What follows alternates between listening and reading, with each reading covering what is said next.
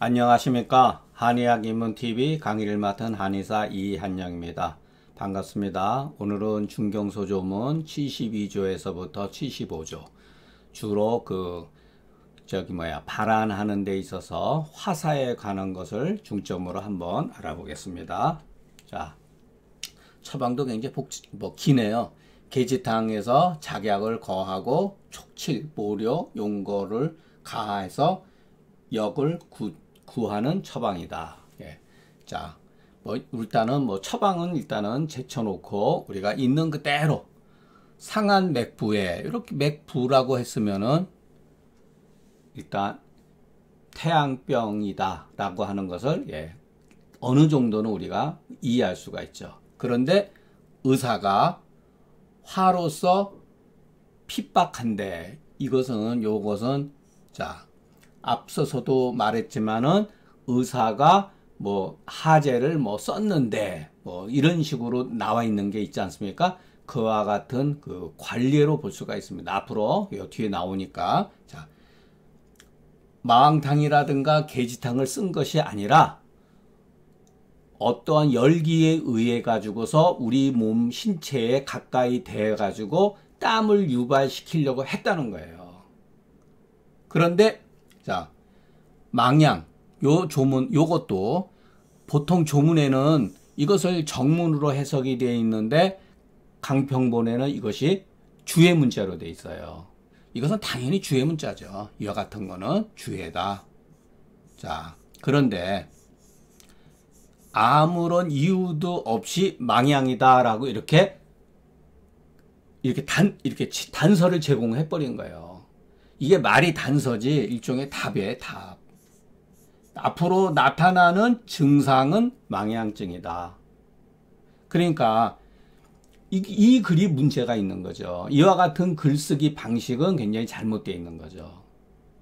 예. 망양이 어떻게 생겼는지, 망양이 무엇을 뜻하는 건지 모호한 거죠. 그러면 우리가 기존에 계지가 부자탕에서 발안 과다 해가지고 수루부지 해가지고서 사지 미금 난이굴신 소변분리 이런 식으로 나가잖아요. 그것을 후세 사람들이 대표적으로 망양증이라고 그런 거예요. 망양이라고 하는 말을 쓸 때는 보통은 부자를 쓰기 위한 근거로서 이와 같은 표현을 보통은 해요. 근데 이 조문에서는 그렇지 않은 거죠. 예. 부자를 쓸 수 있는 개연성은 있죠. 근데 왜 여기다가 아무런 이유도 없이 망양이라고 이렇게 표시를 했는가? 우리가 항상 공부를 하면서 이렇게 의심을 해야 되는 거예요. 왜 이 주해를 다른 사람은 아무런 이유도 없이 의가 화로서 바껍지 않는데 압박을 주어가지고서 이것을 왜 했느냐?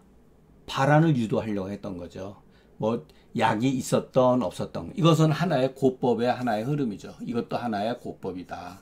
예전부터 쓰는 방법 중에 하나다. 왜 망양이라고 했을까? 이렇게 했을 때 이 사람이 아마 땀을 많이 흘렸을 개연성이 있는 거예요.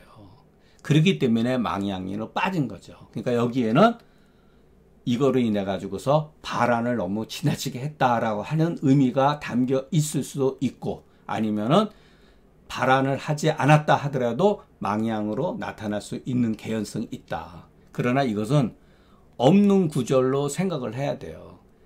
했는데 이게 이제 중요한 증상. 경광. 놀래고 이 광이라는 표현도 굉장히 심한 거잖아요. 일반적으로 신계라든가 분돈이라든가 이와 같은 거하고는 다른 양상이잖아요.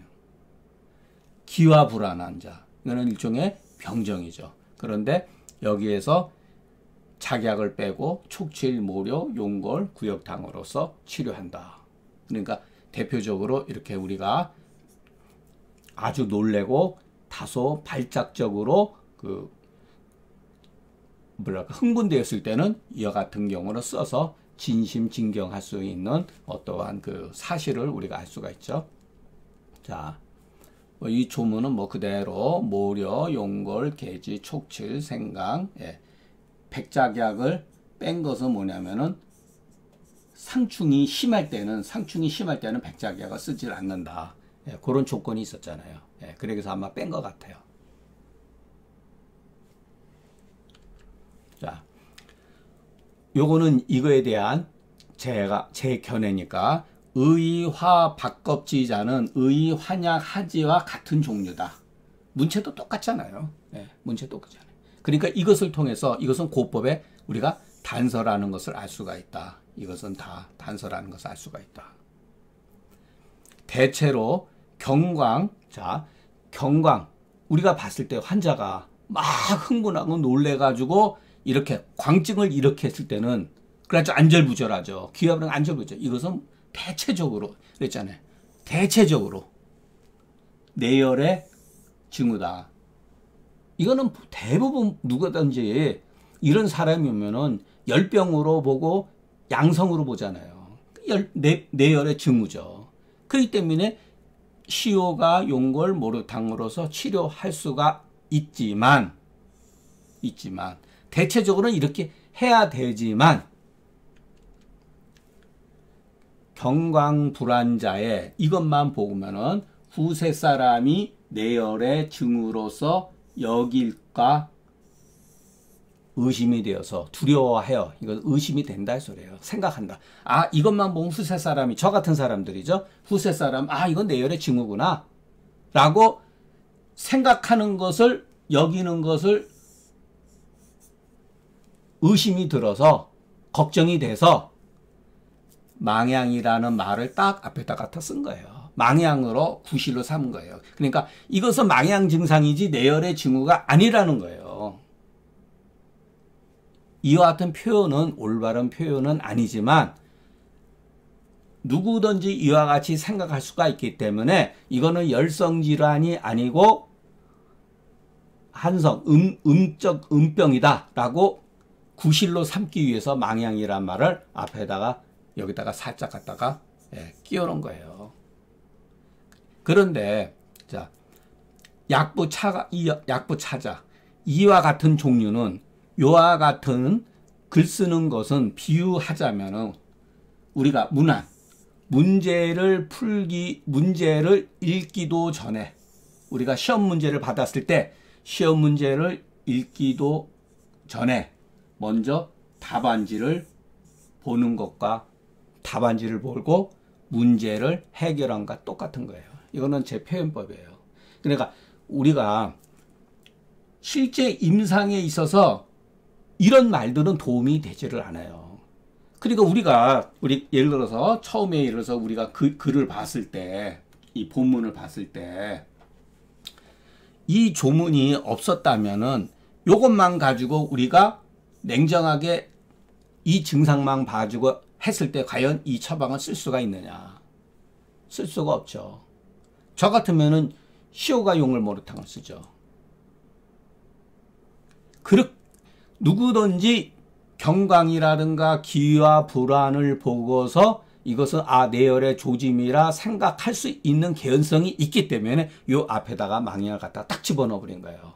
그렇게 생각하지 말라. 이거는 그런 게 아니라 이 처방으로 써야 된다. 이거는 음병이다. 이렇게 본 거예요. 그렇기 때문에 우리가 조문을 공부할 때 그 중경서의 어떤 소위 말해서 주해 문자들은 뭐냐? 주해 문자들 전부 다 답안을 제시한 거예요. 답안이에요. 근데 우리는 문제를 열심히 풀 생각도 안 하고 그냥 답안지를 먼저 보고 문제를 이해했다고 생각하는 거예요. 그러나 실질적으로 그 문제를 이해한 게 아니죠. 자기가 푸는 게 아니란 말이에요. 그러니까 우리는 증거에 의해 가지고 증상을 통해 가지고 하나씩 왜 망향이라는 이와 같은 병의 문자를 여기다가 몰래 집어넣었을까? 그것을 우리가 의심을 해야 되는 거예요. 자, 앞으로 세 개의 그 조문을 읽다 보면은 공통점이 발견이 돼요. 전부 다 망향이라는 거예요. 그러니까 여기 화박이라든지 군중이라든지 화사가 됐든지 간에 대부분이 우리가 열성질환으로 생각할 수 있는데 그것이 아니라 망향으로 보는 거예요. 자, 조문의 뜻은 다른 게 아니다. 화 밥껍질한데 탈했겠다. 그랬기 때문에 망양이라고 표현한 것이 아니겠느냐. 이건 제 생각이에요. 예. 땀을 그냥 갑자기 쭉 흘려버린 거예요. 그래가지고 갑자기 이 사람이 탈핵으로 인해 가지고서 놀래고 막 흥분하고 막 이런 거죠. 안절부절하고. 그렇기 때문에 이것은 망양이기 때문에 이렇게 됨으로써 망양을 초래했기 때문에 발안에서는 안 되고 하에서도 안 되고 청화에서도 안 된다. 백호탕이라든가 시호탕이라든가 이런 거 쓰면 안 된다. 승기탕을 써도 안 되고 하면 안 된다.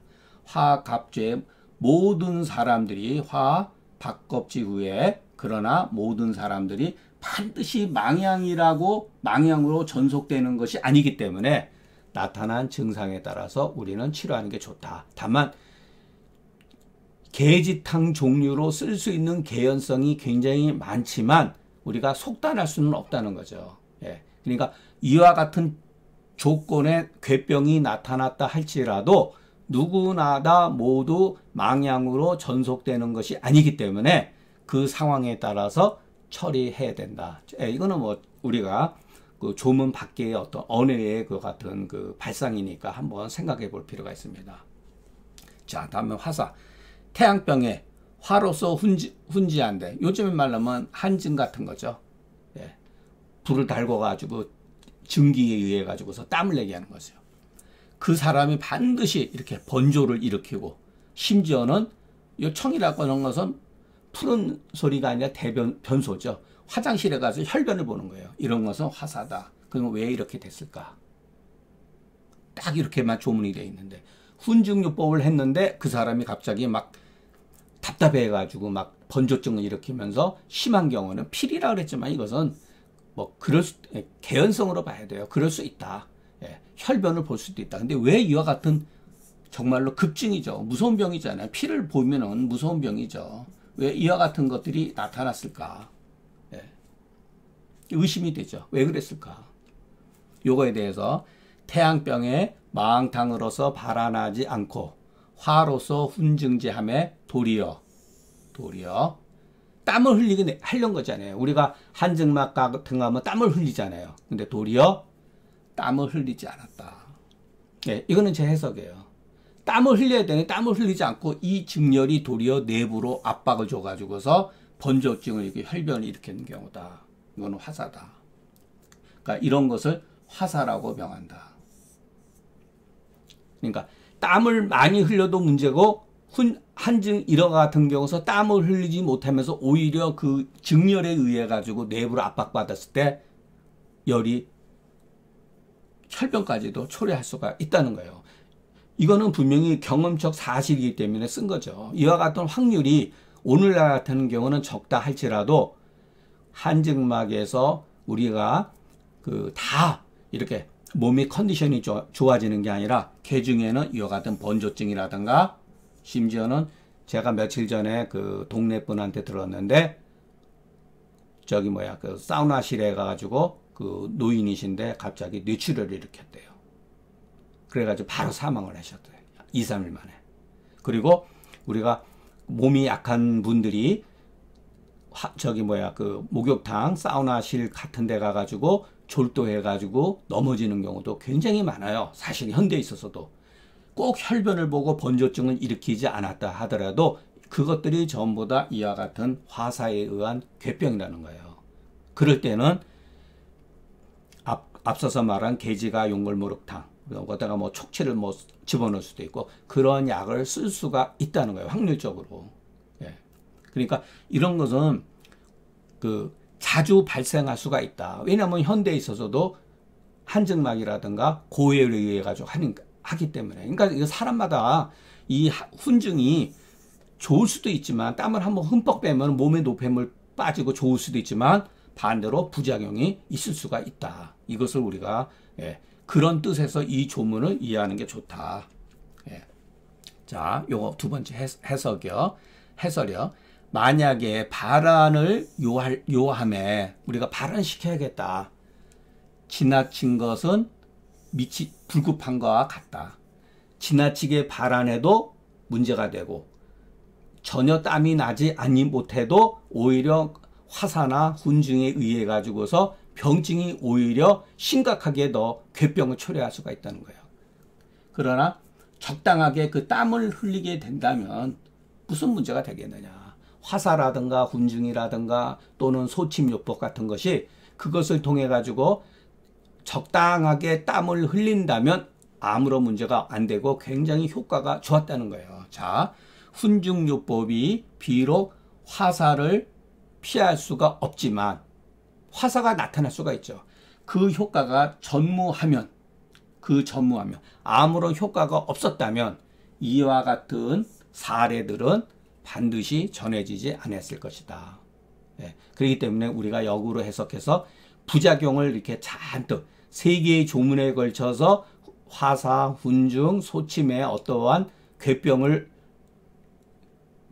제시를 했지만 그 이면에는 치료 효과도 상당히 있었다. 그것은 뭐냐면은 적당한 땀을 냈느냐 안 냈느냐 그것이 관건이라는 거죠. 청혈은 혈변이다. 예, 아까 말씀드렸죠. 예. 자, 계지탕. 소침, 침 놓고 침에다가 불을 달궜다는 거예요. 그래서 그 목적은 뭐냐?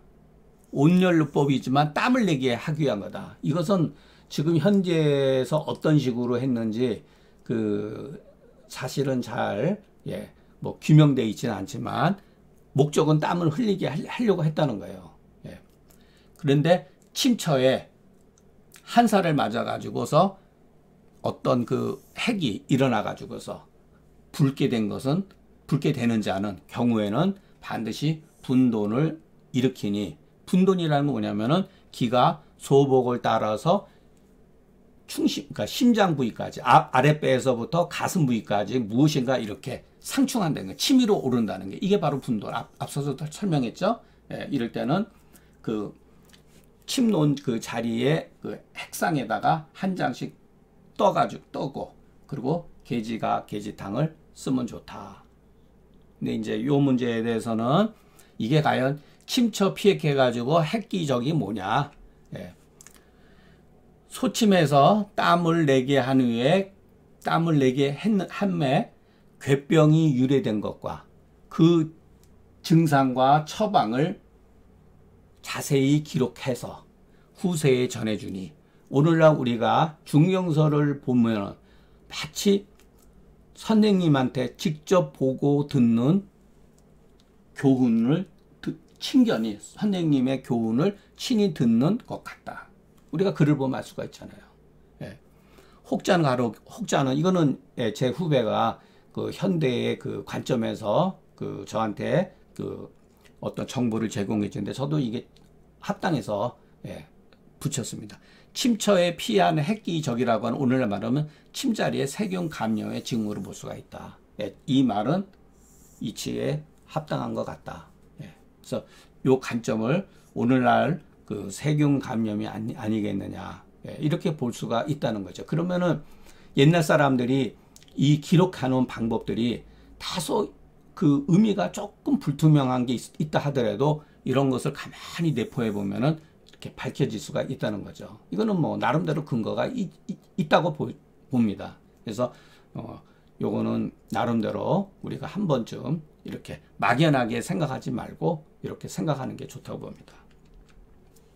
분돈이라고 하는 것은 병명이고 기가 소복을 따라서 심장 부위로 상충하는 것은 병정이니, 이것은 동의반복어나 만약에 우리가 중경의 문을 요구한다고 한다면은 기종 소복 상 충심 여기에 있는 것이지 분돈에 있는 건 아니다.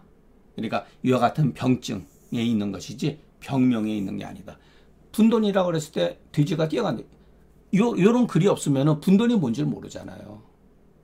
그렇기 때문에 우리가 글이 있는데 분돈을 자꾸만 외우면 안 돼요. 기가 소복에서부터 치밀어 올라서 심장 부위까지 압박감을 주는 것에 계지탕을 쓴다라고 구체적으로 알아야지, 이렇게 병명으로 이 분돈이라고 하는 게 궁극적으로 이것을 지시하는 것이지만 이와 같은 병증이 없었다면 병의 증상 또는 병정이 없었다면은 분돈이 무엇인지 알 수가 없는 거죠. 자, 그렇지 않으면은 분돈이라는 것이 바로 이거예요. 분돈이 상충, 동계가 된다는 것을, 된다는 것을 어떻게 우리가 알 수가 있겠는가. 예, 그러니까 이것은 기종, 소복, 상충심인 이것이 근거가 되는 것이지 분돈이 근거가 되는 게 아니라는 거예요. 그래서 우리가 중경서 조문을 공부하고 그럴 때 항상 근거에 의해서 무엇을 가지고서 우리가 판단에 근거가 될 수 있는가. 그거는 증상밖에 없죠. 계지당에 가 계지하니 기 상충지 심자를 알 수가 있다. 네. 상충이 더 심해졌다는 거죠.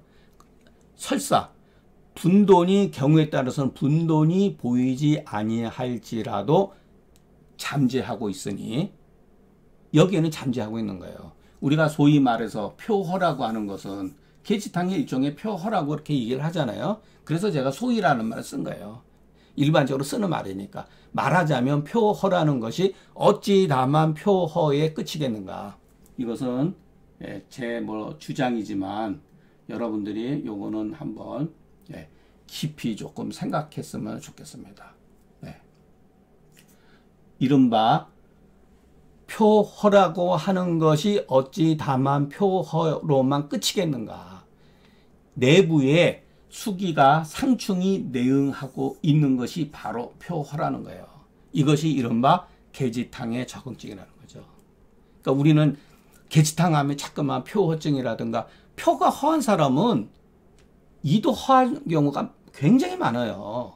어떻게 표만 허하고 이는 정상이라고 생각하냐 말이에요. 왜냐하면은 인체는 항상 이론적인 관계이기 때문에 어디 부위가 허하면 다른 부위도 허할 수밖에 없는 거예요. 구조적으로. 그렇기 때문에 우리가 계지탕을 단순히 표허증이라고 하는 이런 데 매몰되지 말고 실상 우리 복부상의 수기 상충이 항상 내재적으로 잠재하고 있다는 거. 표허라고 하는 의미에는 분돈이 잠재하고 있다고 하는 것을 염두에 둬둘 필요가 있다. 그렇기 때문에 표허한 사람들이 두통이라든가 상충에 의해 가지고서 어지러움증이라든가 귀울림이라든가 이런 것도 있는 많은 거예요. 무조건 기가 허했다고만 생각할 필요는 없어요.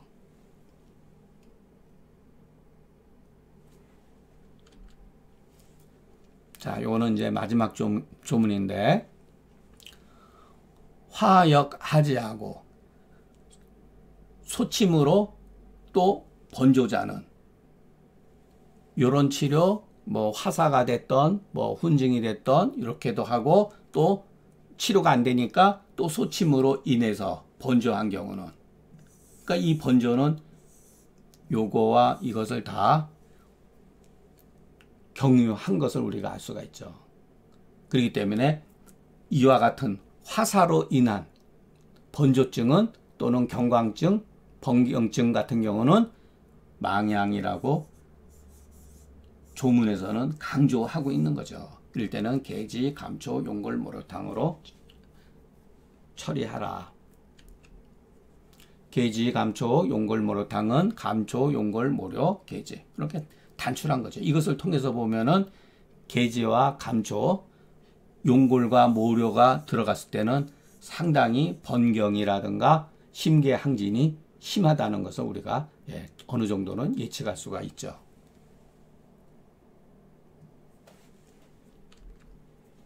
자, 화겁, 화훈, 소침으로 치료한 다음에 이로 인해서, 요 인이라는 요거로 인해서 탈핵한 후에 너무 지나치게 발한이 심한 뒤에 번조자는 대체적으로 조문에 보면은 대체적으로 계지탕류로서 처리하나, 그러나 경광번조 분돈의 원인은 사람 누구나 같지 아니하기 때문에 그 방위는 반드시 이와 같이 고정되어지는 것은 아니다. 계지탕류로만 고정되어지는 건 아니다. 물론 조문에서 이렇게 강조를 했기 때문에 계지탕류가 압도적으로 많다고 봐야 돼요. 제가 감히 확률적으로 말할 수는 없어도 70%는 개연성이 있다고 봐요. 그러나 다 그런 건 아니다. 그렇기 때문에 반드시 나타나는 증상에 따라서 어떨 때는 대왕학년 사심탕이라든가 백호탕이라든가 이런 것 또는 소셔탕이라든가 이런 것을 쓸 수가 있다라는 것을 우리가 어느 정도는 염두에 둘 필요가 있다. 네.